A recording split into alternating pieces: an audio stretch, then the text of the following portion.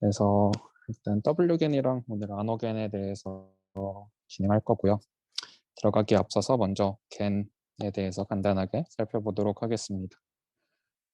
그래서 gen이라고 하는 건 이제 제너레이터랑 디스크리미네이터 두 가지 모델이 있고, 랜덤 제너레이터 같은 경우는 랜덤 노이즈 인풋으로 받아서 가짜 데이터 생성을 하고, 생성된 가짜 데이터랑 이제 진짜 데이터를 디스크리미네이터에 넣어서 로스 펑션 계산해서 디스크리미네이터 업데이트하고 제너레이터 업데이트하는 이런 방식으로 동작을 하고요. 로스 펑션 같은 경우는 아래에 이제 민맥스 로스를 활용을 합니다. 그래서 이건 이제 오리지널 겐 페이퍼에 나와 있는 내용인데 이 로스 펑션에 대해서 실제로 수렴을 하는지에 대해서 유도를 하죠. 그래서 먼저 제너레이터와 고정 데이터 가정을 하고 디스크리미네이터에 대한 최적화를 유도를 하면은 다음과 같이 나온다고 합니다. 이거는 오리지널 겐 페이퍼에 자세하게 나와 있으니까 한번 참고하시면 될 것 같아요. 그 내용은. 그 다음에는 이제 디스크리미네이터와 고정 데이터하고 가정을 하고 이제 제너레이터가 어떤 로스 펑션을 활용을 하는지에 대해서 쭉 유도를 하게 되면 이 제너레이터는 결국에는 이 젠슨 셔넌 다이버전스를 미니마이즈 한다라는 것을 이제 알 수 있게 됩니다. 그래서 좀 정리를 해보면은 그 앞에서 살펴봤던 그 민맥스 로스 펑션 같은 경우는 제너레이터 입장에서는 그 미니마이즈를 해야 되는데 이 젠슨 셔넌 다이버전스라고 하는 거를 미니마이즈 하게 될 거예요. 그래서 이 젠슨 셔넌 다이버전스라고 하는 거는 두 분포 사이에 그 차이를 측정해주는 지표고, 여기서는 이제 진짜 데이터랑 그 제너레이터에 생성하는 두 데이터의 분포를 젠슨 셔넌 다이버전스로 측정을 해주게 됩니다. 그래서 결과적으로 제너레이터는 진짜 데이터 분포랑 그 제너레이터가 생성해내는 분포의 데이터의 그 분포가 최대한 비슷해지도록 학습을 진행을 하게 됩니다. 근데 이 젠슨 셔넌 다이버전스가 좀 문제점을 가지고 있습니다. 그래서 오리지널 겐 같은 경우는 학습이 굉장히 어렵다라고 알려져 있는데, 그거를 이제 wgen에서는 이 젠슨 셔넌 다이버전스 때문이다라고 이야기를 합니다. 그래서 살펴보면은 이 P라고 하는 분포가 있고 Q라고 하는 분포가 있을 때 그거 두 개에 더해서 2분의 1로 나누면 이제 M이라고 하는 분포를 계산을 하고 P랑 M의 KL 다이버전스, Q랑 M의 KL 다이버전스 해가지고 두 개의 평균 내주면은 최종적으로 이제 젠슨 셔넌 다이버전스라고 하는 게 계산이 돼요. 그래서 P랑 Q라고 하는 분포가 있으면은 여기에 젠슨 셔넌 다이버전스 계산해주면은 다음과 같은 값을 가지게 됩니다. 그래서 이 P라고 하는 분포를 고정을 해놓고 Q라고 하는 분포를 오른쪽으로 계속 밀게 되면은 실제적으로 젠슨 셔넌 다이버전스가 계속 증가하는 것을 확인을 할 수 있어요. 그래서 이렇게 그 분포 사이의 차이가 커지면 커질수록 젠슨 셔넌 다이버전스도 커진다라는 것을 확인을 할 수 있습니다. 근데 이 젠슨 셔넌 다이버전스라고 하는 거는 어떤 일정 그 두 분포가 겹치지 않는 그 시점부터 계속 똑같은 값을 리턴을 해주게 돼요. 그러니까 실제로는 두 분포 PQ의 차이가 오른쪽의 예시가 더 큰데 실질적으로 젠슨 셔넌 다이버전스로 그거를 측정을 해주게 되면은 그 차이를 인식을 할 수 없다라는 거죠. 그래서 이 P라고 하는 분포를 이런 식으로 고정을 하고 Q라고 하는 분포를 아까처럼 계속 오른쪽으로 밀게 되면은 젠슨 셔넌 다이버전스 같은 경우는 여기서 이제 이런 식으로 플래튼하게 어떤 세츄레이션이 일어나게 되고, 결국에는 이 젠슨 셔넌 다이버전스를 그 어떤 로스 펑션으로서 활용을 하게 되면 그레디언트가 사라지게 됩니다. 그러니까 그레디언트 베니싱 문제가 일어나게 된다라는 거죠. 그래서 이 오리지널 겐에서 제너레이터의 어떤 로스 펑션으로서 젠슨 셔넌 다이버전스를 쓰는 거는 굉장히 좋지가 않다라고 이야기를 합니다. 그래서 이제 wgen에서는 저거 대신에 어슨스타인 디스턴스라는 것을 활용을 하자라고 이야기를 합니다. 그래서 다른 이름으로 이제 얼스무버 디스턴스라고도 이야기를 하고요. 그래서 이 어슨스타인 디스턴스의 정의는 아래와 같습니다. 그래서 이걸 조금 더 직관적으로 좀 쉽게 이야기를 하면은 어떤 위의 분포를 P라고 하고 아래 분포를 Q라고 했을 때 P라고 하는 분포를 Q라고 하는 분포로 옮길 때 얼마나 많은 힘이 들까에 대해서 측정하는 지표라고 생각을 해볼 수 있습니다.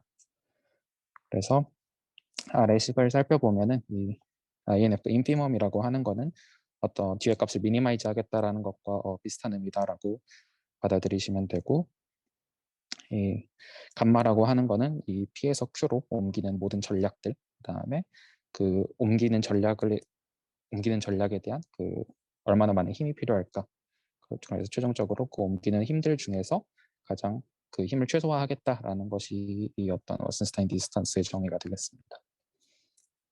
그래서 이것도 살펴보면은 P라고 하는 분포를 이제는 어떤 4개의 블럭으로서 생각을 해볼 수 있을 거예요. 그래서 P라고 하는 분포는 1번 블럭, 2번 블럭, 3번 블럭, 4번 블럭 이렇게 있을 때 이 P라고 하는 분포를 Q라고 하는 분포로 옮길 때 굉장히 많은 전략들이 있을 수 있어요. 그래서 첫 번째로는 1번 블럭을 5번으로 옮기고 2번 블럭을 6번으로 옮기고 이런 식으로 옮기는 전략들이 굉장히 많은데, 그거에 대해서 옮기는 전략에 대해서 드는 힘, 그러니까 1번에서 5번으로 옮기면 0에서 1로 옮기는 거니까 여기서 1이 들고, 2에서 6으로 옮기는 건 1이 들고, 여기서도 1이 들고, 이런 식으로 해서 그거를 평균을 취해주면은 어떤 그 P에서 Q로 옮길 때 얼마나 많은 힘이 드는지를 계산을 할 수 있고, 그 모든 전략들에 대해서 이거를 다 계산을 할 수 있을 거예요. 그래서 그 중에서의 최소값을 이제 어떤 와슨스타인 디스턴스다라고 정의를 하게 됩니다. 그래서 이 와슨스타인 디스턴스도 앞에서 살펴봤듯이 댄슨-샤넌 다이버전스처럼 이제 P라고 하는 걸 고정을 하고 Q라고 하는 걸 오른쪽으로 밀게 되면 계속 증가하는 것을 확인을 할 수 있습니다. 그리고 앞에서 살펴봤던 거랑은 좀 다르게 이제 두 분포가 겹치지 않더라도 이제 이 PQ의 차이가 커지면서 이 와슨스타인 디스턴스는 계속 증가를 하는 것을 확인을 할 수 있습니다. 그래서 앞에서 살펴봤던 거랑 동일한 예제인데 P 고정하고 Q는 이제 오른쪽으로 밀 때 젠슨-샤넌 다이버전스는 어떤 세츄레이션이 일어났다라고 한다면 이 와슨스타인 디스턴스는 그런 문제가 없는 것을 확인을 할 수 있습니다. 근데 이제 이 와슨스타인 디스턴스를 계산할 때 하나 문제점이 이제 P에서 Q로 옮기는 모든 전략, 그러니까 모든 거에 대해서 저희가 계산을 할 수 없게 돼요. 왜냐하면 이제 실제 데이터의 디스트리뷰션은 훨씬 복잡할 거기 때문에 그거 P에서 Q로 옮기는 모든 거에 대해서 계산을 할 수 없기 때문에 와슨스타인 디스턴스를 실제로 계산을 할 때는 컨트로비치 루빈스타인 두얼리티라는 것을 활용을 합니다. 그래서 여기에 이 두얼리티를 활용을 하면 이렇게 된다라는 것이 이제 수학적으로 알려져 있습니다. 그래서 이거는 WGEN 페이퍼에 나와 있는데 그 페이퍼, 그러니까 그 페이퍼에 증명을 한 건 아니고 그 전에부터 알려져 있던 건데 그거는 해당 그 페이퍼 한번 참고해 보시면 좋을 것 같습니다. 그래서 저 두얼리티를 활용을 했을 때 이제 보통 두얼리티를 활용을 하면 미니마이즈 프로블럼은 이제 맥시마이저로 바뀌고 그렇게 되니까 인피범이 이제 스프리머로 바뀌게 되고요. 어떤 f라고 하는 펑션이 이제 새로 생기게 됩니다. 그래서 저 f라는 펑션을 통해서 그 어떤 와슨스타인 디스턴스라는 것을 계산을 할 수 있게 됩니다. 그래서 이 WGEN에서는 저 f라고 하는 펑션을 이제 그 디스크리미네이터로서 어프록시메이트를 하게 됩니다. 그래서 이 디스크리미네이터라고 하는 게 더 이상 오리지널 겐처럼 어떤 데이터를 받아서 그게 진짜인지 가짜인지를 구분을 하는 게 아니라 이거 단순히 그 와슨스타인 디스턴스를 계산을 하기 위한 그 보조적인 그런 f라는 펑션으로서 작용을 하게 됩니다. 그래서 WGEN에서는 디스크리미네이터 대신에 크리틱이라는 이름으로 부르게 되고요. 그래서 이 크리틱은 더 이상 크리틱은 오히려 그 학습을 하면 할수록 더 좋은 어떤 그런 모델이 되는 거예요. 이 와슨스타인 디스턴스를 잘 계산을 해야 되니까 크리틱을 잘 계산을 해서, 그래서 이 WGEN에서는 크리틱 5번 학습을 하고 제너레이터를 1번 학습하는 이런 식으로 학습을 진행을 하게 됩니다. 그래서 여기서 이렇게 나타나 있고 이게 5번 돌고 그 다음에 제너레이터가 업데이트된 이런 식으로 WGEN은 이제 알고리즘이 구성이 되어 있습니다. 그리고 근데 이제 이 듀얼리티를 사용을 하면서 하나 컨디션이 생기는 게 이 f라고 하는 펑션이 원 립시츠 컨디션이라고 하는 거를 만족을 시켜줘야 돼요. 그래서 이 원 립시츠 컨디션 이라고 하는 거는 이게 수학적으로 엄밀한 정의는 아닌데 좀 그냥 직관적으로 이해를 하자면 어떤 펑션에서 이미 두 점을 잡았을 때 그 두 점 사이의 기울기가 1 이하인 함수를 이제 원 립시츠 펑션이다, 원 립시츠 컨디션을 만족을 한다라고 이야기를 합니다. 그래서 이거는 수학적으로 엄밀한 정의는 아니라서 혹시 궁금하신 분들은 수학과 분들 계시니까 그 두 분이 잘 설명을 해주실 것 같아요. 그래서 최종적으로 보면은 근데 이 원 립시츠 컨디션을 만족을 시키기 위해서 크리틱이라고 하는 거에 이제 원 립시츠 컨디션을 만족을 시켜주도록 해야 되는데 그거를 이 WGEN에서는 어떻게 하냐면 이 크리틱의 파라미터의 그 크기를 마이너스 0.01부터 0.01 사이로 제한을 합니다. 그래서 이거는 그 WGEN 논문에 나와 있는 내용인데 웨이트 클리핑이라고 하는 게 실제적으로 굉장히 안 좋은 방법이라는 걸 자기들도 인정을 해요. 근데 이게 그냥 동작을 하니까 WGEN에서는 사용을 합니다. 그리고 이 웨이트 클리핑 하는 그 0.01이라는 값도 그냥 어떤 휴리스틱하게 찾은 값입니다. 그래서 당연히 이렇게 웨이트 클리핑 하는 방식이 안 좋은 걸 아니까 그거에 대한 개선 방안이 나오고 그게 이제 WGP라고 흔히 불리는 모델이고 이거는 이제 WGN의 어떤 그레이디언트 페널티를 가하는 방식으로서 그 립스치 컨디션을 만족을 시켜줍니다. 그래서 이 WGNGP에서는 이 최적의 크리틱이 어떤 조건을 가져야 되냐를 수학적으로 증명을 해요. 그래서 수학적인 증명은 해당 논문 참고해 주시면 좋을 것 같고요. 그래서 일단 그냥 간단하게 살펴보면은 PR과 PG라는 건 이제 이거는 진짜 데이터, 그다음에 이건 제너레이터가 생성을 한 데이터에서 각각의 하나의 점들을 샘플링을 하고요. 그 샘플링한 점들의 어떤 내분점의 미분값의 크기가 1에 가까우면 최적의 크리틱이다라는 것을 수학적으로 증명을 합니다. 그래서 여기서 살펴보면 이 XT라고 하는 게 어떤 X와 Y의 어떤 컴플렉스 컨비네이션이 되겠고 그 XT를 이제 이 F라고 하는 펑션에 집어넣어서 그 미분값을 계산을 하면 이게 1이 되면 이제 좋은 그러니까 그 립스치 컨디션을 만족을 하는 그런 크리틱이 되더라라는 것을 증명을 합니다. 그래서 그 로스 펑션을 실질적으로 이제 이런 로스 펑션, 워슨스네 디스턴스에 대해서 이런 로스 펑션을 활용을 했었는데 여기에 뒤에 그레이디언트 페널티, 그러니까 그 어떤 내분점의 값의 미분의 크기가 1이 되도록 하는 그레이디언트 페널티 항을 추가를 해서 학습을 진행을 하게 됩니다. 그래서 이거는 이제 오른쪽은 WGEN의 알고리즘이고 그거를 계산한 WGEN-GP에 대한 알고리즘인데 여기서는 웨이트 클리핑을 활용을 했다라고 한다면은 WGEN-GP 같은 경우는 그걸 학습을 할 때 이 그레이디언트 페널티를 활용을 해서 학습을 진행을 하게 됩니다. 그래서 실질적으로 좀 어떻게 WGEN이랑 WGEN-GP가 다른지 그걸 살펴보면은 이거는 그레디언트의 놈에 대한 값이에요. 그러니까 그레디언트 그 벡터의 크기가 얼마나 되는지에 대해서 보여주는데 이 그레이디언트 페널티를 활용을 한 게 이제 WGNGP가 되겠죠. WGNGP 같은 경우는 레이어가 이제 그 앞쪽 레이어로 앞쪽의 레이어로 갈수록 가더라도 그레디언트의 어떤 크기가 일정한 것을 확인을 할 수 있는데 일반적인 WGN 같은 경우는 이 그레디언트의 크기가 굉장히 익스플로딩 하는 거를 확인을 할 수 있습니다. 그래서 학습이 잘 안 된다. WGN 같은 경우는 그런 거를 지적을 하고 있고 실제로 웨이트의 어떤 분포를 봐도 웨이트 클리핑을 활용을 하기 때문에 그 웨이트의 값들이 그 마이너스 0.01이랑 0.01에 굉장히 몰려 있는 것을 확인을 할 수 있습니다. 반면에 이제 WGNGP 같은 경우는 그러한 문제점이 없다라는 것을 확인을 할 수 있고요. 그 다음에 이제 이거는 WGN이랑 WGNGP랑 WGN에 대해서 정성적으로 어떻게 나타나는지. 그래서 WGNGP는 이렇게 다양한 환경에서도 굉장히 다 잘 생성해내는 것을 확인을 할 수 있습니다.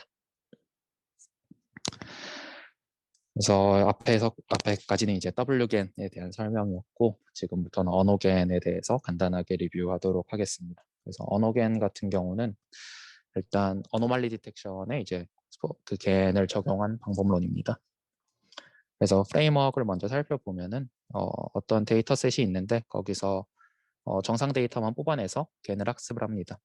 그래서 학습이 된 그 겐을 가지고 어떤 새로운 데이터가 들어왔을 때 그 이미지 내에서 어느 부분이 어떤 비정상인지 어느 부분이 비정상인지를 디텍션하는 그러한 방법이 이제 언어겐이 되겠습니다. 그래서 실질적으로 어떤 이런 세그멘테이션 같은 세그멘테이션 마스크를 생성을 해내는데 그런 세그멘테이션 마스크의 어떤 슈퍼비전 없이 활용을 하기 때문에 언슈퍼바이즈드라고 이야기를 하고 있습니다.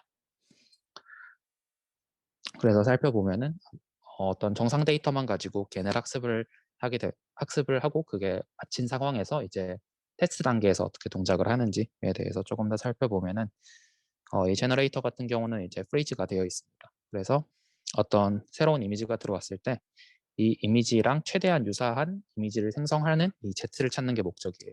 그러니까 이 제너레이터 자체는 프리즈가 되어 있고 이 Z가 학습이 되면서 이 Z가 계속 변하면서 어떤 이미지를 생성을 해내게 되고 이 이미지가 최대한 이 쿼리 이미지랑 새로 테스트 단계에서 들어온 이미지랑 최대한 비슷해지도록 학습을 진행을 합니다. 그래서 학습할 때 사용하는 로스는 이 쿼리 이미지로 들어온 거, 이 X랑 이제 생성한 이미지가 픽셀 와이즈로 해가지고 최대한 같아지도록 하는 로스 하나, 그 다음에 어떤 피처 값을 뽑아서 여기서 피처 값을 뽑을 때는 디스크리미네이터를 그냥 활용을 합니다. 걔네서 디스크리미네이터를 활용을 해서 어떤 피처 값을 뽑았을 때 그 피처 값들도 이제 픽셀 와이즈로 최대한 비슷해지도록 하는 로스 하나, 이렇게 두 가지를 활용을 해서 학습을 진행을 해서 최종적으로 어떤 Z라고 하는 레이턴트 스페이스의 어떤 포인트를 찾아내게 됩니다.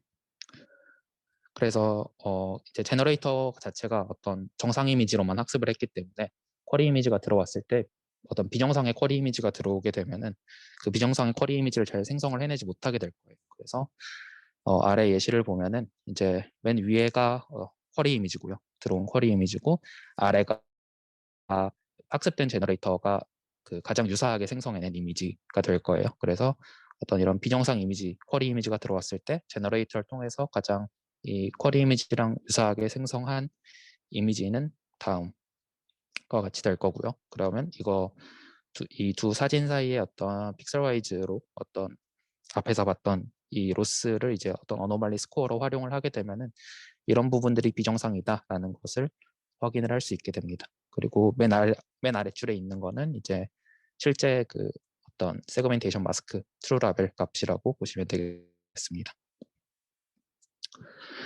근데 이제 이 언어겐 방법은 딱 봐도 이 테스트할 때 굉장히 시간이 오래 걸릴 거라는 걸 알 수 있어요. 왜냐하면 새로운 쿼리 이미지가 들어왔을 때 그거에 대해서 일일이 학습을 다 진행을 해야 되니까. 그래서 이제 똑같은 저자들이 이제 F 언어겐이라고 하는 걸 내놓고요. F 언어겐은 안어겐하고 다 똑같은데 그냥 그 Z라고 하는 포인트를 찾아내는 인코더를 학습을 합니다. 학습 과정에서. 그래서 어떤 테스트 단계에서 조금 더 빠르게 진행될 수 있도록 해주고요. 그래서 여기서는 이제 실질적으로 여기서 이제 W겐이 활용이 되고 이 인코더를 이제 학습을 할 때 모델 그 논문에서는 IGI랑 뭐 GIG 이렇게 두 가지를 제안을 하는데 실질적으로 쓰는 거는 이거고요. 이거는 사용을 안 합니다. 그래서 언어겐이랑 똑같이 겐 정상 이미지로만 겐을 학습을 하고 이걸 겐 학습이 끝난 다음에 이 제너레이터는 프리즈를 시켜놓고요. 똑같이 어떤 인코더를 학습을 합니다. 어떤 정상이 여기서도 여전히 정상 이미지만 활용을 하고요. 어떤 이미지가 들어왔을 때 Z라고 하는 거를 찾아내고 그거를 다시 넣었을 때 이 쿼리 이미지랑 가장 비슷한 이미지를 찾아낼 수 있도록 하는 이런 인코더를 학습을 해서 테스트 단계에 적용을 하면은 좀 더 빠르게 이 언어겐을 활용을 할 수 있다라고 이야기를 하고 있습니다. 네, 그래서 제가 준비한 건 여기까지고요. 혹시 질문 있으신가요?